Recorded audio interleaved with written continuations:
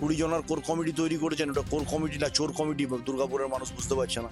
আমার কাছে প্রতিদ্বন্দ্বী কেউ নেই, কারণ হচ্ছে এবারের লড়াইটা সিপিএম কংগ্রেস তৃণমূল বিজেপি নয়, এবারের লড়াইটা হচ্ছে জনতা ভার্সেস মমতা। আমি সভাপুর বিজড়াই প্রচারে গেছিলাম, সেখানের মা কাকিমা দিদিরা বলছে আমরা এখানে জল পাই না, জল নাকি কি প্রদীপবাবুর কি পড়ছে ওখানে মতন পড়ে। প্রদীপবাবুকে আমি অনুরোধ করবো, গরম যেভাবে বাড়ছে, রোদ যেভাবে বাড়ছে, বাড়িতে বসে রেস্ট করুন, কারণ মানুষ এই সিদ্ধান্ত নিয়ে ফেলেছে। এই প্রশ্নগুলোর মুখে আপনাকে পড়তে হয় না, কারণ আমিও তো তৃণমূল থেকেই বিজেপিতে গেছি। 108 ভোটের হাওয়া অনুষ্ঠান নিয়ে আমরা এই মুহূর্তে চলে এসেছি দুর্গাপুর পূর্ব বিধানসভা কেন্দ্রের বিজেপি মনোনীত প্রার্থী চন্দ্রশেখর ব্যানার্জির কাছে। জানতে চাইবো ওনার প্রচার কেমন চলছে, সব মিলিয়ে এবারে উনি প্রার্থী হয়েছেন, প্রথমবার প্রার্থী। প্রচার কেমন চলছে? প্রচার খুব ভালো চলছে। আমরা প্রতিদিন সকাল বিকেল প্রত্যহ একদম পায়ে হেঁটে প্রতিটা মানুষের বাড়ি বাড়ি যাচ্ছি, বাড়ি বাড়ি পৌঁছে সেখানে হচ্ছে মানুষের কাছে আবেদন করছি, আশীর্বাদ চাইছি যে আমাদের ভোট দিয়ে নির্বাচিত করুন। কেন পরিবর্তন সেটা আমরা বলছি, যে আজকে এখানে বাংলায় শিক্ষা, শিল্প, কৃষ্টি, সংস্কৃতি সমস্ত ধ্বংস করে দেওয়া হয়েছে। শিক্ষামন্ত্রী পার্থ চট্টোপাধ্যায় আজ তার 140 কেজি ওজন, এই বয়সে তার গার্লফ্রেন্ড অর্পিতার বাড়ি থেকে নগদে 100 কোটি টাকা উদ্ধার হয়। 26,000 এসএসসি, 32,000 টেটের পরীক্ষার্থীর ভাগ্য আজ ঝুলে এই সরকারের জন্য। 6,000 শূন্য পদ সরকারি এখনো খালি, নিয়োগ করতে পারেননি।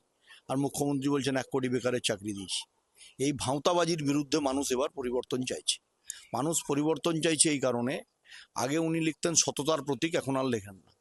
মা মাটি মানুষের কথা বলে যিনি ক্ষমতায় এসেছিলেন, মা আজকে হচ্ছে ক্রন্দনরত, মাটি হচ্ছে রক্তাক্ত, এবং মানুষ হচ্ছে আজকে দিগ্ভ্রান্ত।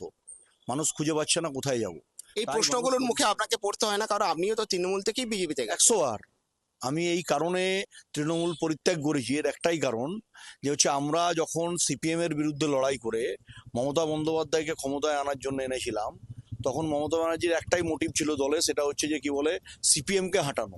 সিপিএম হেঁটে যাওয়ার পর মমতা ব্যানার্জির কাছে আর কোনো ইস্যু আছে আপনারা যদি দেখাতে পারেন, তাহলে যা বলবেন সেটাই। মমতা ব্যানার্জি ক্ষমতায় আসার পর, সিপিএম হেঁটে যাওয়ার পর একটাই ইস্যু হয়েছে, পিসিআর ভাইপো। কালীঘাটে 30B হরিশ চ্যাটার্জি স্ট্রিট আর হরিশ মুখার্জি রোডে টালির চালায় থাকা মমতা বন্দ্যোপাধ্যায় বুড়িগঙ্গার পাশে কালীঘাটে আজকে হচ্ছে 35টা প্লট একটা পরিবারের নামে রেজিস্ট্রেশন হয়েছে। ভাইপোর 6 কোটির বাড়ি, 2 কোটির ঝাড়বাতি, 4 কোটির এক্সেলেটার একটা বাড়িতে তৈরি হয়েছে। তাহলে আজকে মানুষকে পরিবর্তন এই জন্য বলতে হচ্ছে। বেকার যুবকদের কর্মসংস্থানের প্রশ্নে দিশা দেখাতে পারেননি। 20 জনের কোর কমিটি তৈরি করেছেন, ওটা কোর কমিটি না চোর কমিটি দুর্গাপুরের মানুষ বুঝতে পারছে না। একটা ইন্ডাস্ট্রিতে নিয়োগ নেই। আমরা যখন হচ্ছে পড়াশোনা করে কেউ ব্যবসা করি, কেউ চাকরি করে, এর জন্য যখন আমরা প্রিপেয়ার্ড হই তখন এমপ্লয়মেন্ট এক্সচেঞ্জ ছিল। দিদিমণি এমপ্লয়মেন্ট এক্সচেঞ্জ কোথায় তুলে দিয়েছেন? কর্মসাথী পোর্টাল করেছেন, পোর্টালে RTI করেছিলাম আমি, পোর্টাল থেকে একটা নিয়োগ হয়নি। তার মানে গোটাটাই ভাঁওতা। নতুন বছরে সাফল্যের চাবিকাঠি চান? সেরা জ্যোতিষের শিরোপা ইন্ডিয়ান আইকন অ্যাওয়ার্ড 2024 আর গোল্ড মেডেল প্রাপ্ত অ্যাস্ট্রোলজার আর বাস্তু কনসালটেন্ট চিন্ময় শাস্ত্রীর কাছে আজই যান। এই যে রাজ্য সরকারের বিভিন্ন রকমের সুযোগ সুবিধা, প্রায় 100-র উপরে বলছে প্রকল্প আছে, সেই প্রকল্প, লক্ষ্মীর ভাণ্ডার তার মধ্যে একটা জনপ্রিয় প্রকল্প, স্বাস্থ্যসাথী কার্ড, এইসব মানুষকে কি এফেক্ট করবে না এবারে ভোটে, কি মনে করছেন? মোদিজির এরকম 120টা প্রকল্প আছে যা প্রতিনিয়ত মানুষের সামনে নিয়ে আসা হয়। আমাদের এখানে আয়ুষ্মান ভারত প্রকল্প 70 ঊর্ধ্ব মানুষের জন্য চালু করা হয়েছে বাংলায়, এটা আটকাতে পারেনি মুখ্যমন্ত্রী। আয়ুষ্মান ভারতের যে 5 লাখের কার্ড মুখ্যমন্ত্রী আটকে রেখেছেন। প্রধানমন্ত্রী বিশ্বকর্মা যোজনা, এবং তার সাথে সমাজের প্রত্যেকটা স্তরের মানুষ। আজকে আমরাও বেকার যুবক যুবতীদের জন্য 3,000 টাকা করে আর্থিক সহায়তা দিচ্ছি, আমরা সংকল্পপত্রে ঘোষণা করেছি। আমরা মহিলাদের জন্য 3,000 টাকা অন্নপূর্ণা ভাণ্ডার ঘোষণা করেছি। আমরা হচ্ছে স্কিল ডেভেলপমেন্ট করার জন্য 15,000 টাকা আর্থিক সহায়তা দেবো, আমরা যাতে হচ্ছে চাকরির জন্য তাদের ব্যবস্থা থাকে। এবং এই ধরনের একের পর এক প্রকল্প, এবং যারা হচ্ছে এখন হচ্ছে সদ্য গর্ভবতী হয়েছেন তাদেরকে কেন্দ্রীয় সরকারের পক্ষ থেকে 21,000 টাকা করে আর্থিক সহায়তা দেওয়া হবে পুষ্টির জন্য। প্রচুর প্রকল্প আছে, প্রধানমন্ত্রী আবাস যোজনা, প্রধানমন্ত্রী কৃষক সম্মান নিধি, আমরা ধানের MSP 3100 টাকা স্থির করা হয়েছে। মুখ্যমন্ত্রী কিষাণ মান্ডি তৈরি করেছেন, সেখানে ধানের ফোড়েরা। আজকে আলু চাষিদের কি অবস্থা বলুন না। আমরা যে জেলায় বিলং করি, বর্ধমান দুর্গাপুর শিল্পাঞ্চল, একধারে বর্ধমান কৃষি অঞ্চল, এই কৃষি আর শিল্পের সমন্বয়ে অবিভক্ত বর্ধমান জেলা, এই বর্ধমান জেলাকে শস্য গলা বলা হতো। সেখানে আলু চাষিরা আজকে আত্মহত্যা করছে। আলুর দাম আজকে আমরা বাজারজাত জিনিস যেটা কিনছি বাংলায়, আর বিক্রি করতে চাষি যখন যাচ্ছেন তিনি 1 টাকা কিলো দাম পাচ্ছেন না। আর এই আলু বিহার উড়িষ্যা যেত, এই বিহার উড়িষ্যা আলু যাওয়াটাকে বন্ধ কে করেছে? মমতা বন্দ্যোপাধ্যায়। আর আজকে আলু চাষিরা আত্মহত্যা করতে বাধ্য হচ্ছে।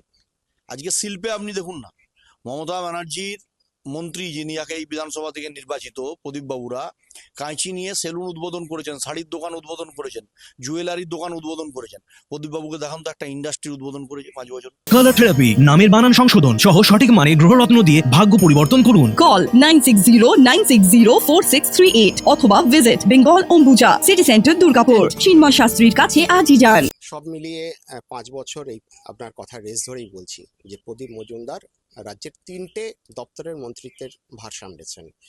দুর্গাপুরে বিধায়ক হিসেবে, পূর্ব বিধানসভা কেন্দ্রের বিধায়ক হিসেবে কি কি কাজ করেছে বা আপনি কি মনে করেন যে কোনো কাজই করেনি? আমি বলি প্রদীপ বাবুকে প্রথম জিজ্ঞেস করুন আমলাজোড়া অঞ্চল, মোলানদিঘি অঞ্চল এবং গোপালপুর অঞ্চলে ট্রান্সপোর্ট সিস্টেম নাই কেন? প্রদীপ বাবু ক্যাবিনেট মিনিস্টার। আপনি প্রদীপ বাবুকে গিয়ে প্রশ্ন করুন 1175 কোটি টাকা নরেন্দ্র মোদীজি সরকার পশ্চিম বর্ধমান অ্যাডমিনিস্ট্রেটিভ ডিস্ট্রিক্টকে জল জীবন মিশন প্রকল্পে, হর ঘর জল হর ঘর নল প্রকল্পে টাকা দিয়েছে। তাহলে কেন অজয় নদের উপরে একটা বুস্টার পাম্পিং স্টেশন তৈরি করে অল্টারনেটিভ রিজার্ভার হলো না? কেন দামোদরে অল্টারনেটিভ রিজার্ভার এবং বুস্টার পাম্পিং স্টেশন হলো না? লক গেট ভেঙে যাওয়ার পর আপনারা দেখেছেন দুর্গাপুরবাসী 7 দিন জলশূন্য হয়েছে। কেন 1175 কোটি টাকা দেওয়ার পরেও বাড়িতে বাড়িতে পানীয় জলের গ্রামীণ মানুষগুলোকে শুধু আপনারা 22 নম্বর ওয়ার্ডে সিটি সেন্টার কেন্দ্রিক উন্নয়ন দেখান? 22 নম্বর ওয়ার্ডে যে উন্নয়ন হয়েছে, তৃণমূলের প্রার্থী তার হোটেলের সামনে রাস্তা চওড়া হয়েছে, সিঙ্গাপুরের আদলে কতগুলো মূর্তি বসানো হয়েছে যার মুখ দিয়ে জল পড়ছে, আর মানুষ জল খেতে পারছে না, গ্রামীণ মানুষগুলো।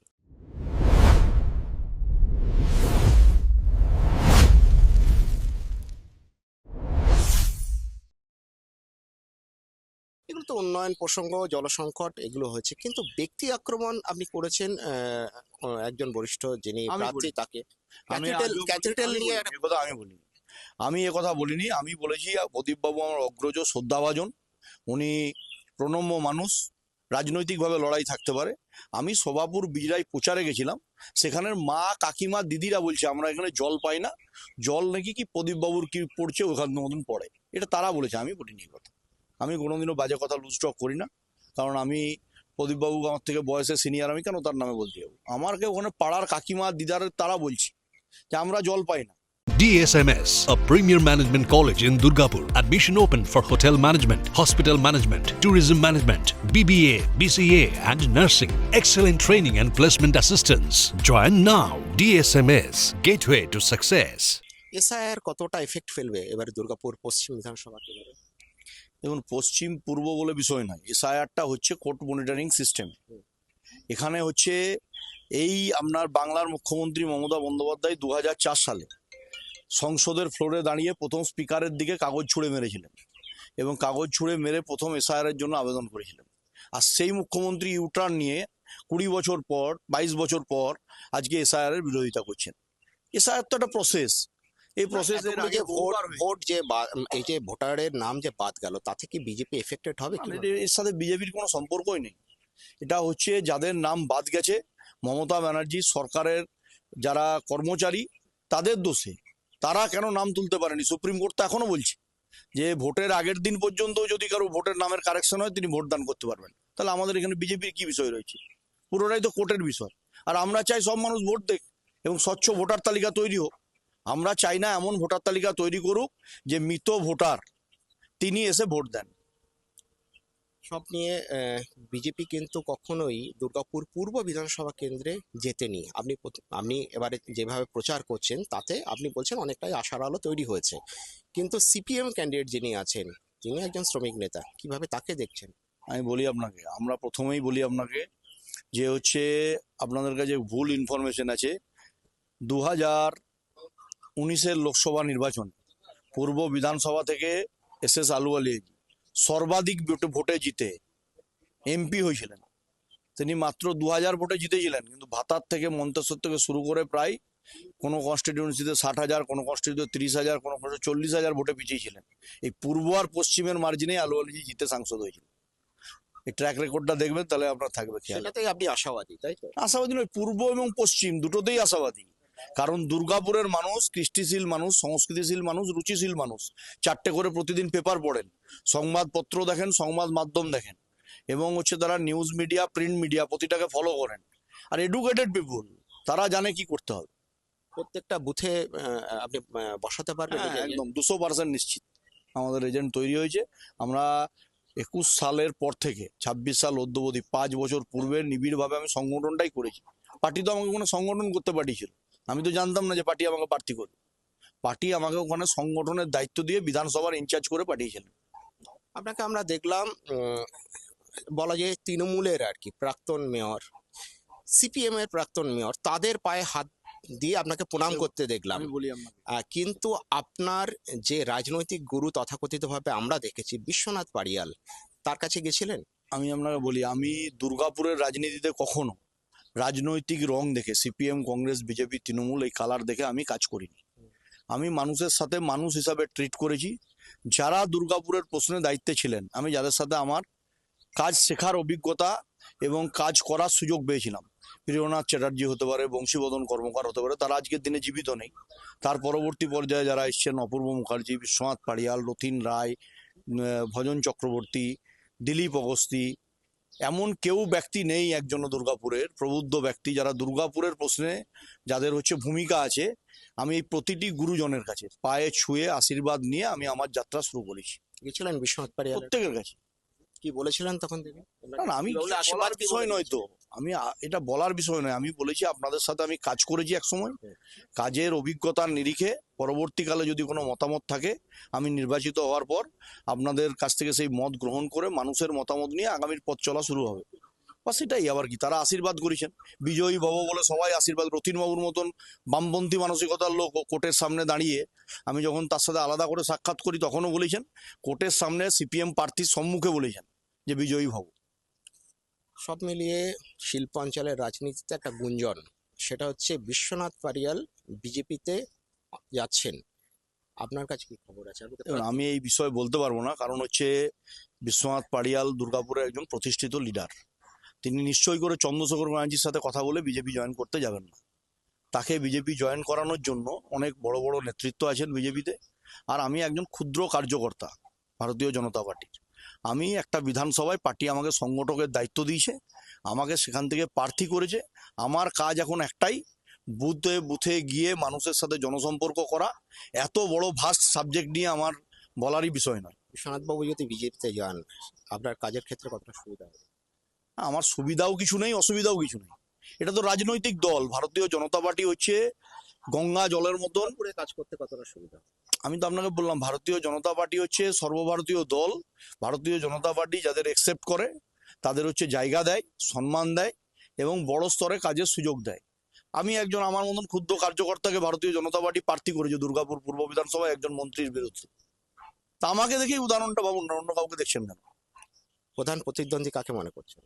আমার কাছে প্রতিদ্বন্দ্বী কেউ নেই, কারণ এবারের লড়াইটা সিপিএম, কংগ্রেস, তৃণমূল, বিজেপি নয়। এবারের লড়াইটা জনতা ভার্সেস মমতা। জনতা বিজেপির সাথে আছে আর মমতা ব্যানার্জি একা আছেন। তার প্রমাণ চণ্ডীদাস বাজারে আমরা রোড শো করেছি, অমিত শাহজি এসছেন, সেখানে দেখেছেন লক্ষ লোকের সমাগম। আর ভিড়িঙ্গি থেকে প্রান্তিকা মমতা ব্যানার্জি রোড শো করছেন, সেখানে লোক নেই।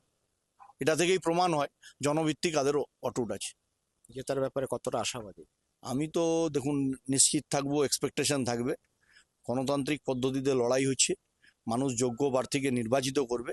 দুর্গাপুরের মানুষের কে রিড করার মতন ক্ষমতা আমার আছে, কারণ একদম ছোট থেকে 97 সাল থেকে ছাত্র রাজনীতি, যুব রাজনীতি করে আমি এই রাজনীতিতে এসেছি।